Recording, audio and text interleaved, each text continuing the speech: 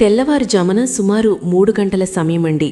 ఒక తల్లి ఒక్కసారిగా ఉలిక్కిపడి నిద్రలేచింది. గుండె వేగంగా కొట్టుకుంటోంది. ఆమెకి అప్పుడే ఒక భయంకరమైన కల వచ్చింది.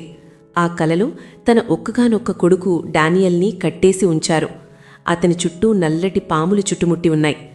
ఆమె తన కొడుకు పేరు పెట్టి గట్టిగా అరుస్తున్నా అతనికి వినిపించడం లేదు. ఆమె ఏమాత్రం ఆలస్యం చేయకుండా వెంటనే మంచం దిగి మోకాళ్లపై నిలబడి ప్రార్థించడం మొదలుపెట్టింది. ప్రభువు, అసలు ఏం జరుగుతుందో నాకు తెలీదు, కాని నా కొడుకు ప్రాణాన్ని నీ చేతుల్లో పెడుతున్నాను.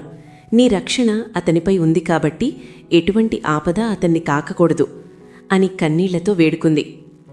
సరిగ్గా అదే సమయంలో ఇక్కడ ఈమె ప్రార్థన చేస్తుంటే అక్కడ చాలా దూరంలో డానియల్ హాయిగా నిద్రపోతున్నాడు. సడన్గా అతనుంటున్న బిల్డింగ్లో మంటలంటుకున్నాయి. కాని ఆశ్చర్యకరంగా అతను ఆ మంటల్లో చిక్కుకోలేదు. ఎవరో బలంగా కుదిపి లేపినట్టు ఒక్కసారిగా షాక్తో నిద్రలేచాడు. టైంకి బయటకు పరిగెత్తి ప్రాణాలు దక్కించుకున్నాడు. అక్కడ చాలామంది గాయపడ్డారు. కాని డానియల్కు మాత్రం చిన్న గాయం కూడా అవ్వలేదు. మరుసటి రోజు డానియల్ తన తల్లికి ఫోన్ చేసి ఏడుస్తూ, అమ్మా, రాత్రి ఎవరో నన్ను నిద్రలేపారు, కాని కళ్ళు తెరిచి చూస్తే అక్కడెవరూ లేరు అని చెప్పాడు. అటువైపు తల్లి కూడా ఏడుస్తూనే ఉంది. ఆమెకు నిజం తెలుసు. ఆమె కన్నీటి ప్రార్థనే తన కొడుకును కాపాడిందని. ఈ నిజ సంఘటన ద్వారా మనం తెలుసుకోవాల్సిందేంటి అంటే, ఎవరైనా మన కోసం రహస్యంగా ప్రార్థించినప్పుడు దేవుడు బహిరంగంగా అద్భుతాలు చేస్తాడు.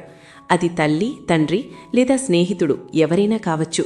వారి ప్రార్థన తలరాతను సైతం మార్చగలదు. నిద్రలో ఉన్నప్పుడు కూడా ఆ దేవుని రక్షణ మనకుంటుందని మీరు నమ్మితే ఏమేన్ అని కామెంట్ చేసి ఈ స్టోరీని షేర్ చేయండి. దేవుడు మిమ్మల్ని కాపాడుగాక.